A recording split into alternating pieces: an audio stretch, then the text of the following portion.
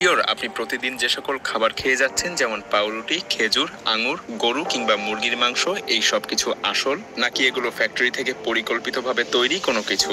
এটা নিশ্চিত মায়াজাল আজ আপনাদের যা দেখাতে যাচ্ছে তা দেখে আপনি বাজারে গিয়ে কোনো কিছু কিনবেন নাকি কিনবেন না তা নিয়ে দ্বিতীয়বার ভাবতে হবে। হতেও পারে ভিডিওটা দেখার পর আপনি অনেক কিছু খাওয়াই বন্ধ করে দিবেন, তবে এতে করে আপনি সুস্থ থাকবেন এতটুকু বলা যায়। তো চলুন সতর্ক হওয়া যাক।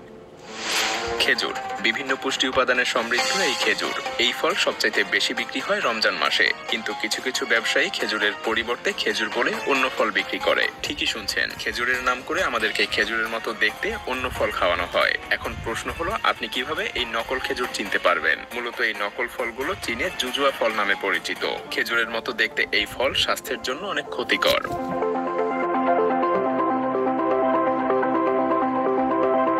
এই ফলগুলোকে প্রথমে গাছ থেকে সংগ্রহ করা হয়, তারপর রোদে শুকিয়ে ফ্যাক্টরিতে নিয়ে পরিষ্কার করা হয়।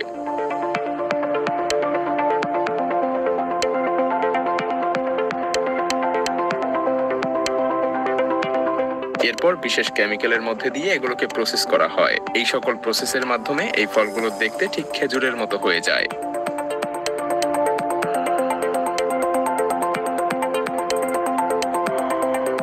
এমনকি স্বাদও পুরোপুরিভাবে খেজুরের মতো হয়। এরপর এগুলোকে আজোয়া খেজুর বলেও বিক্রি করা হয়। আসলে এই ফল চেনার সবচাইতে সহজ উপায় হলো, আসল খেজুরের মতো এই খেজুরে কোনো ভাঁজ থাকে না, আর এর বিচিগুলো অনেক ছোট আকৃতির হয়। আর তাই খেজুর কেনার সময় এই বিষয়ে আমাদের অবশ্যই খেয়াল রাখা উচিত।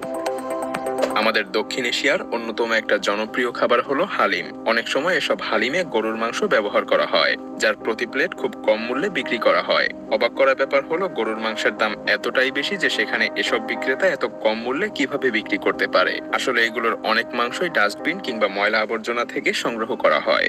হাটে বাজারে গরু জবাই বা বিক্রির পর যে হাড়গুলো খাওয়ার অযোগ্য অংশ মনে করে ফেলে দেয়া হয়, সেগুলোই একদল লোক সংগ্রহ করে জমা করে। সেখান থেকে মাংসের মতো অংশগুলোকে আলাদা করে সেগুলো আবার কম দামে বিক্রি করে দেয়া হয়, যা দিয়ে পরে এসব হালিম বানানো হয়। তাই নিঃসন্দেহে বলা যায়, এসব মাংস দিয়ে বানানো খাবার স্বাস্থ্যের জন্য মোটেও ভালো না। তবে এটাও মনে রাখা উচিত যে সবাই এমনটা করে না।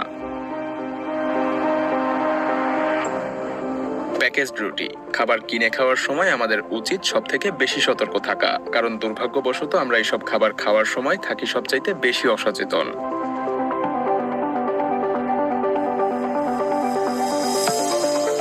আমরা আসলে কখনো ভেবেই দেখি না খাবার হিসেবে আমরা কি খাচ্ছি। যেমন আমরা সাধারণভাবে স্থানীয় বেকারি কিংবা দোকান থেকে রুটি কিনে খাই, কিন্তু নিশ্চিতভাবে আমরা কেউই জানি না যে এগুলো আসলে কি দিয়ে তৈরি হচ্ছে।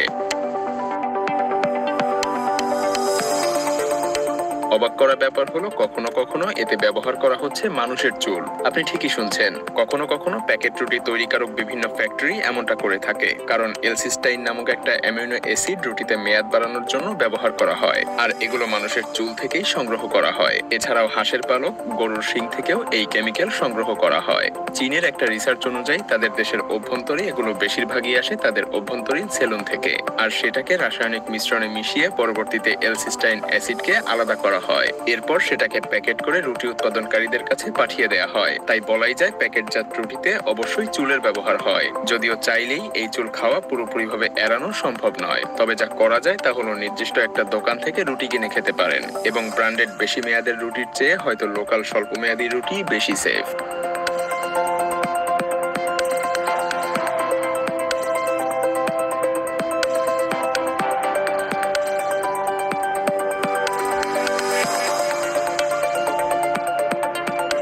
আঙুর আঙুরের মতো দেখতে এই ফলগুলো আসলে আঙুর না, এগুলো বাইরের দেশ থেকে আমদানি করা মনাক্কা ফল। এগুলো দেখতে আঙুরের মতো হলেও এগুলো খেলে যাদের অ্যালার্জি আছে তাদের গলা চুলকানোর মতো সমস্যা দেখা দিতে পারে। বর্তমানে এর দাম আঙুর ফলের অর্ধেক, কিন্তু ব্যবসায়ীরা লাভের আশায় এগুলোকে আঙুরের নামেই বিক্রি করে যাচ্ছে।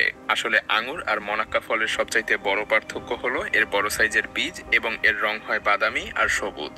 অথচ আঙুরে কোনো বীজ থাকে না, এবং মনাক্কা ফলের সাইজ আঙুরের চাইতে অনেক বড় হয়ে থাকে, প্রায় 2 থেকে থেকে 3 ইঞ্চি পর্যন্ত হয়ে থাকে, আর এগুলো আঙুরের চাইতে অনেক বেশি মিষ্টি। অন্যদিকে আঙুর হালকা টক মিষ্টি হয়, যদিও মনাক্কা কিন্তু একেবারে খাওয়ার অযোগ্য ফল না, তবে এর জন্য অনেকের অ্যালার্জির সমস্যা সৃষ্টি হতে পারে। চিকেন। একদল গবেষক গরু এবং মুরগির মাংস নিয়ে পরীক্ষা করেন। মূলত এই পরীক্ষাটা করা হয়েছিল লাল এবং সাদা মাংসের মধ্যে পার্থক্য বের করার জন্য।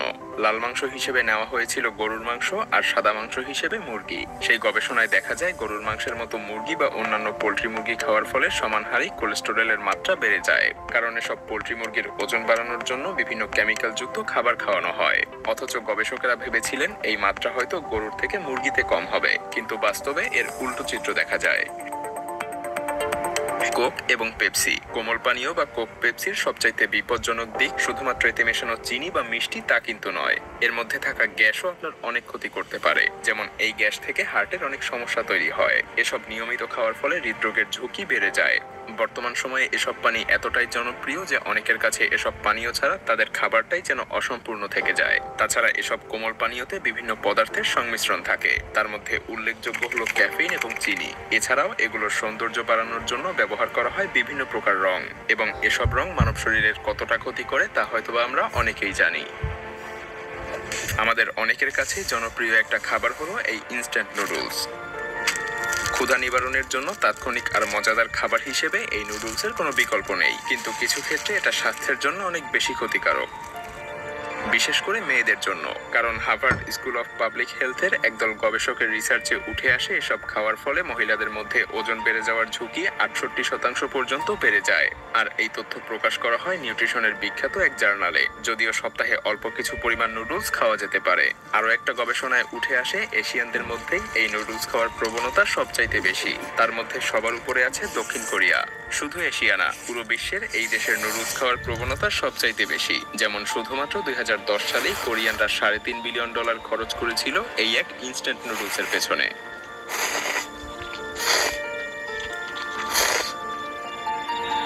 প্যাকেজড মাংস। আপনি কি কখনো ভেবে দেখেছেন প্যাকেট করা কিমা মাংসে কেবল এক ধরনের মাংসই থাকে নাকি 5 মিশালি মাংস?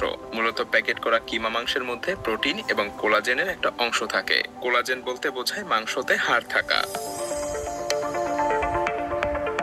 তাছাড়া এমনটাও দেখা যাচ্ছে যে কিমা করা মাংসের প্যাকেটের ভেতরে অন্যান্য অনেক মাংস মিশিয়েই বিক্রি করা হয়। যেমন গরুর মাংসের সাথে শূকর কিংবা মুরগির মাংস মিশিয়ে বিক্রির নজিরও বিভিন্ন দেশে দেখা গিয়েছে। অনেক নামি দামি ব্র্যান্ডও আজকাল এসব অসাধু উপায় বেছে নিয়েছে, যা আপনি একটু চোখ কান খোলা রাখলেই দেখতে পারবেন। কারণ একসাথে মেশানো কিমা করা মাংস থেকে সহজেই কেউ দুই ধরনের মাংস আলাদা করতে পারবে না। এতে করে তাদের একদিকে যেমন খরচ কমে আসে, তেমনি অন্যদিকে লাভের পরিমাণও বেড়ে যায়। সাধারণভাবে গরুর মাংসের তুলনায় মুরগির মাংসের দাম অনেক কম, আর তাই গরুর কিমা মাংসে মুরগির মাংস মেশানো অনেক সহজ।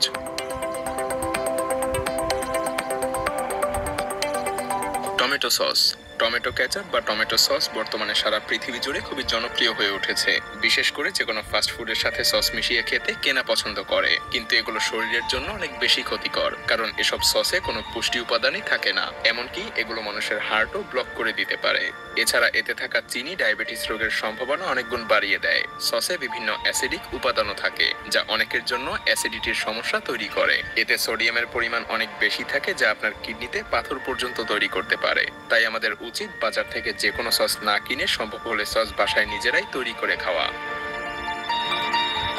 আমাদের প্রত্যেকেরই উচিত অবশ্যই চোখ কান খোলা রেখে বাজার থেকে কোনো কিছু কেনা, তা না হলে এভাবেই আমরা প্রতিনিয়ত প্রতারিত হতে থাকবো। আপনার প্রিয়